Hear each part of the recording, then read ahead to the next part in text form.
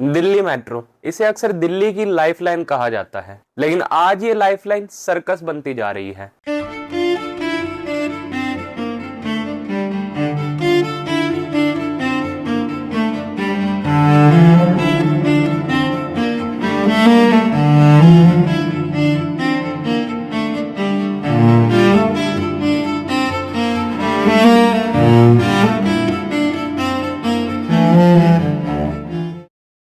हमने infrastructure world class बनाया है। Automatic door, central air conditioning, crystal clear announcement, सब कुछ टॉप टायर। लेकिन इन चमचमाती मेट्रो ट्रेन के अंदर जो लोग सवार है उनका क्या?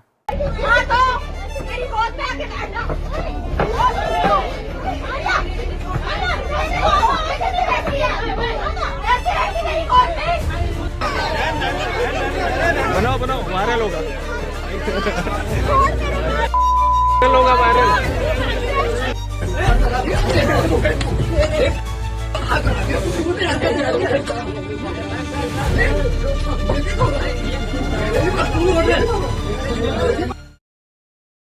जब आप अपने फोन की स्क्रीन स्क्रॉल करते हैं और एक मेट्रो फाइट या क्रिंज रील देखते हैं तो आपको हंसी आती है। Delhi metro is not for beginners कहकर अब मीम शेयर कर देते हैं, लेकिन कभी सोचा ये चाव शुरू कहां से होता है? ये तब शुरू होता है जब हम पब्लिक प्रॉपर्टी को अपना पर्सनल प्लेग्राउंड समझने लगते हैं। जब हमें लगता है कि एक 20 रुपए का टिकट हमें दूसरों की प्राइवेसी और डिग्निटी पर हमला करने का लाइसेंस दे देता है। आज ये सिर्फ एक रील कल्चर नहीं बल्कि एक साइकोलॉजिकल ट्रैप बन चुका है। ये हमारी सोसाइटी का वो आईना है जो मॉडर्न तो हो चुकी है पर शायद सिविलाइज होना भूल गई है। आज की वीडियो में हम बात करेंगे दिल्ली मेट्रो की। जय हिंद, मेरा नाम है अनुराग शर्मा और स्वागत है आपके एक नई वीडियो में। दिसंबर 1964 तमिलनाडु के कोस्ट पर एक भयानक साइक्लोन आता है जिसमें रामेश्वरम से मेनलैंड कनेक्ट होने वाला पंबेन ब्रिज पूरी तरह तहस नहस हो जाता है, जहां से भारतीय रेलवे पंबेन जंक्शन से धनुषकोडी स्टेशन जाती थी। लेकिन इस ब्रिज के टूटने के बाद ये कनेक्टिविटी भी पूरी तरह टूट गई, जिसके चलते इस ब्रिज को दोबारा बनाने के लिए इंडियन रेलवे ने एक एस्टिमेट लगाया। इस प्रोजेक्ट को पूरा करने में लगभग 6 महीने का समय लगेगा, लेकिन रेलवे मिनिस्ट्री इतने लंबे समय तक वेट नहीं कर सकती थी और उन्होंने इस डेडलाइन को घटाकर 3 महीने कर दिया। जिसके बाद इस ब्रिज को बनाने की जिम्मेदारी एक 34 साल के यंग इंजीनियर को दी गई, जिसने यह ब्रिज ना सिर्फ कंप्लीट किया बल्कि सबको हैरान कर रख दिया। क्योंकि जिस ब्रिज को बनाने में लगभग 6 महीने का समय बताया जा रहा था, उसे उन्होंने 6 महीने या 3 महीने नहीं बल्कि सिर्फ 46 दिनों में ही पूरा बनाकर खड़ा कर दिया। और वो और कोई नहीं बल्कि इंडिया के मेट्रो मैन कहे जाने वाले डॉक्टर श्रीधरन जी थे, जिनका दिल्ली मेट्रो को चलाने में एक बहुत बड़ा हाथ है।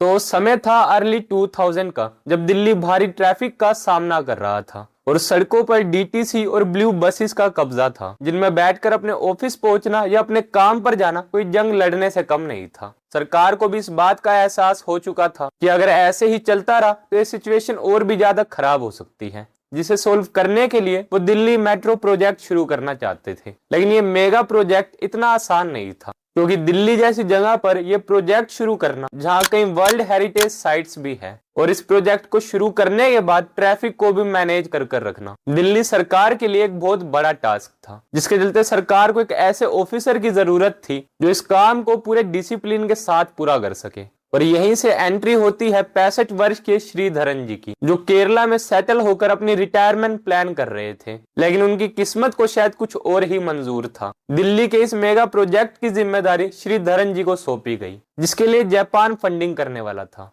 लेकिन इससे पहले ये प्रोजेक्ट शुरू हो साल 1998 में एक ऐसा इवेंट हुआ जिसके बाद से भारत के प्रति पूरी दुनिया का नजरिया ही बदल गया। 11 मई 1998 ऑपरेशन शक्ति, ये वो दिन था जब भारत ने अपना न्यूक्लियर टेस्ट कंप्लीट कर खुद को न्यूक्लियर पावर देश डिक्लेयर किया था। और अब हम भी बाकी दूसरे न्यूक्लियर देशों की तरह न्यूक्लियर पावर बन चुके थे। हमारा मोटिव कभी किसी दूसरे देश पर न्यूक्लियर अटैक करने का नहीं था, बल्कि हमने खुद को न्यूक्लियर पावर इसीलिए बनाया ताकि हम पर कोई न्यूक्लियर हमला ना कर सके।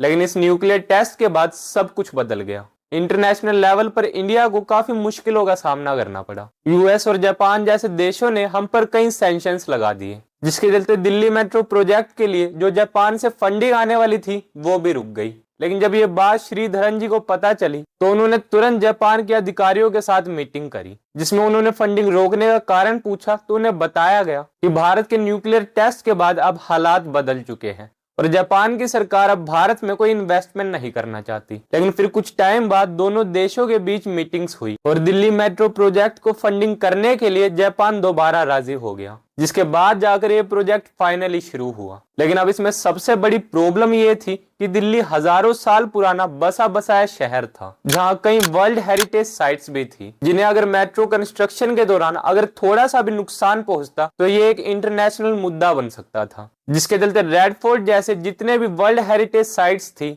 उन सब पर स्पेशल सेंसर्स लगाए गए ताकि मेट्रो प्रोजेक्ट के लिए अंडरग्राउंड ड्रिलिंग के दौरान इन्हें कोई भी नुकसान ना पहुंचे और छोटी से छोटी चीज ट्रेस की जा सके। तब जाकर दिल्ली मेट्रो प्रोजेक्ट का काम पूरा हुआ, जिसके पीछे डॉक्टर श्रीधरन जी का बहुत बड़ा हाथ था, जिन्होंने ये काम ना सिर्फ डेडलाइन से पहले पूरा किया बल्कि सरकार के तय हुए बजट में ही कंप्लीट किया, बिना 1 रुपया भी एक्स्ट्रा खर्च किए। साल 2002 में जब पहली रेड लाइन चली तो वो सिर्फ एक इंजीनियरिंग माइलस्टोन नहीं था, वो एक सिविलाइजेशनल एक्सपेरिमेंट था। उस वक्त तक हमें आदत थी भीड़ भाड़ वाली बसेस, धक्का मुक्की और सड़क किनारे चलते चलते कहीं भी थूक देना, लेकिन दिल्ली मेट्रो ने आते ही सब बदल दिया। उन्होंने दिखाया कि अगर सिस्टम डिसिप्लिन हो तो भीड़ को भी मैनेज किया जा सकता है। साल 2002 का वो दौर एक उम्मीद थी कि शायद वर्ल्ड क्लास इंफ्रास्ट्रक्चर हमारे सिविक सेंस को भी अपग्रेड कर देगा, जहां अगर मेट्रो ट्रेन वक्त पर आए तो लोग लाइन में खड़े होकर भी वेट कर सकते हैं। अगर मेट्रो ट्रेन का एनवायरनमेंट इतना अच्छा हो तो लोग भी सिविक सेंस फॉलो करते हुए अच्छे से बर्ताव कर सकते हैं। लेकिन आज ये भ्रम पूरी तरह टूटता हुआ दिखाई दे रहा है, क्योंकि अब लोग अपने दिमाग से नहीं अपने फोन से सोचते हैं। उन्होंने दिल्ली मेट्रो को एक ऐसा प्लेटफॉर्म बना लिया है जहां वो कभी अपना टैलेंट शोकेस करने की कोशिश करते हैं तो कभी कंटेंट के नाम पर क्रिंज हरकतें करते हैं। अब आपको भी शायद WWE की फाइट्स उतनी इंटरेस्टिंग नहीं लगती होगी जितना मसाला आपको दिल्ली मेट्रो में देखने को मिलता है। डॉक्टर श्रीधरन जी ने अपने सपने में भी नहीं सोचा होगा कि जिस दिल्ली मेट्रो को वो एक वर्ल्ड क्लास इंफ्रास्ट्रक्चर बनाने का सपना देख रहे हैं, वो आगे चलकर इंडिया का सबसे बड़ा अनपेड रियलिटी शो बनने वाला है, जहां हाई स्टेक ड्रामा से लेकर पब्लिक फाइट्स और इंटीमेसी तक सब कुछ देखने को मिलेगा। लेकिन अभी दिल्ली मेट्रो में जो कुछ भी हो रहा है वो तो सिर्फ इसकी एक शुरुआत है। अगर इसे अभी भी रोका नहीं गया तो हालात और भी बद से बदतर हो सकते हैं। जब भी DMRC के ऑटोमेटिक डोर्स खुलते हैं तो वो सिर्फ एक कोच नहीं खोलते, वो हमारी सोसाइटी की एक ऐसी रियलिटी को एक्सपोज करते हैं जो हम इन चमचमाती लाइट्स के पीछे छुपा कर रखते हैं। क्योंकि हमने टेक्नोलॉजी तो जापान से इंपोर्ट कर ली, लेकिन वो कैरेक्टर कहां से लेकर आए जो हाई क्लास मेट्रोस को एक्चुअल में हाई क्लास बनाता है। लेकिन यहाँ सबसे बड़ा सवाल ये है कि ये चाओ शुरू कहां से होता है। आखिर क्यों इन चमचमाती मेट्रोस में लोग घुसते ही अचानक अपनी शर्म और समझदारी दोनों भूल जाते हैं? तो इसके पीछे एक गहरा साइकोलॉजिकल पैटर्न है। आज के डिजिटल दौर में व्यूज और लाइक सिर्फ एक नंबर नहीं है, बल्कि एक ऐसा नशा बन चुके हैं जिसे पाने के लिए लोग किसी भी हद तक गुजर सकते हैं। कोई कंटेंट के नाम पर नाले में छलांग मार रहा है तो कोई नाले का पानी पी रहा है। कोई फेमस होने के लिए लड़की बनकर घूम रहा है तो कोई रेल की पटरी के नीचे लेट रहा है। अब ऐसे में उन लोगों के लिए तो क्या ही बड़ी बात होगी कि वो मेट्रो में घुसकर रील्स बनाने लगे या कंटेंट के नाम पर मेट्रो में ही होली खेलना शुरू कर दें। इन्हें अगर आप कुछ समझाने भी जाओ तो बदले में आपको गंदी गंदी गालियां ही सुनने को मिलेगी। इसीलिए ज्यादातर लोग इन पर फोकस नहीं करते और सीधा इग्नोर कर कर आगे बढ़ जाते हैं। लेकिन ये लोग जब ऐसी हरकतें कर रहे होते हैं तो ये खुद को उस वक्त वहां का मेन कैरेक्टर समझने लगते हैं। इनके अलावा वहां कोई दूसरा है ही नहीं, जिसे साइकोलॉजी में मेन कैरेक्टर सिंड्रोम कहते हैं, जिसमें इन्हें लगने लगता है कि इनके आसपास खड़े लोग क्या तो है ही नहीं या वो इनके सीन के सपोर्टिंग कैरेक्टर्स या बैकग्राउंड डांसर्स हैं। लेकिन फिर आते हैं वो लोग जो बात बात पर लड़ने या मारने को उतारू हो जाते हैं। एक सीट के लिए गाली गलौज, धक्का मुक्की, मारपीट कि मानो अभी किसी की जान ले ले। लेकिन इनका ये गुस्सा सिर्फ उस सीट के लिए नहीं होता, बल्कि उनकी फ्रस्ट्रेटेड लाइफ को दर्शाता है। जो फ्रस्ट्रेशन, वर्क प्रेशर और मेंटल ट्रॉमा वो अपने ऑफिस से लेकर आते हैं, जिसके चलते वो छोटी छोटी बातों पर गुस्सा हो जाते हैं और एक सीट के लिए मेट्रो में लड़ने लगते हैं, जहां मेट्रो का वो छोटा सा कोच एक वॉर जोन बन जाता है, जहां लोग अपने दिन भर की फ्रस्ट्रेशन एक दूसरे पर ही निकाल रहे होते हैं। तो वहीं अगर हम जापान की बात करें तो वहां मेट्रो कोई ट्रांसपोर्ट सिस्टम नहीं है, वो उनका सोशल मिरर है, जहां बिल्कुल पिन ड्रॉप साइलेंस रहता है।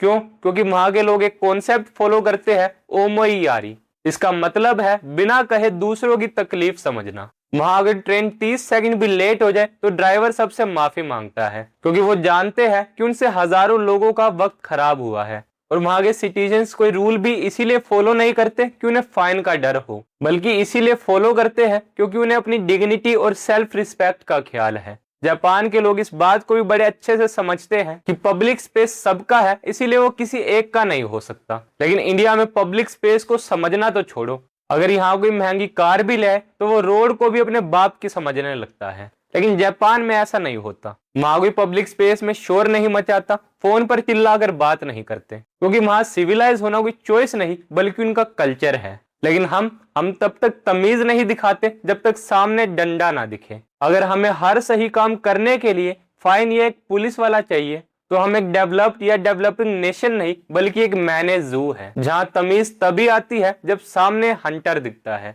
हम मॉडर्न तो हो गए हैं, हमारे हाथ में लाखों के फोन हैं और उनमें चलने वाला हाई स्पीड 5G इंटरनेट भी, लेकिन हमारी सिविक सेंस आज भी वही थर्ड क्लास है, जिसे सुधारे बिना हम कभी भी आगे नहीं बढ़ सकते। टनल्स खोदे जा सकते हैं, वर्ल्ड क्लास कोचेस लाए जा सकते हैं, लेकिन कोई भी इंजन उस दिमाग को नहीं खींच सकता जो दूसरों की इज्जत करना नहीं जानता। क्योंकि इंफ्रास्ट्रक्चर तो सिर्फ पत्थरों से बनता है, लेकिन एक देश वहां के रहने वाले लोगों से बनता है, जो पूरे देश का इंप्रेशन सेट करता है। बाकी इस पर आप क्या सोचते हैं हमें कमेंट सेक्शन में लिखकर जरूर बताएं। टिल देन गुड बाय, जय हिंद, वंदे मातरम।